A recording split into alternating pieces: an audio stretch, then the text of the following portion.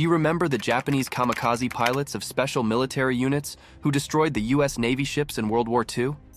The US military has used the same technique to develop their Switchblade Suicide Drones that have been recently seen hunting the Russian helicopters in Ukraine. For decades, helicopters have dominated the battlefield, but their dominance is being challenged.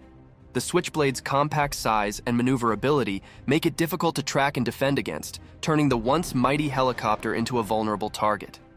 Is the Switchblade a revolutionary weapon that will redefine modern warfare, or a Pandora's box unleashing a new era of automated conflict?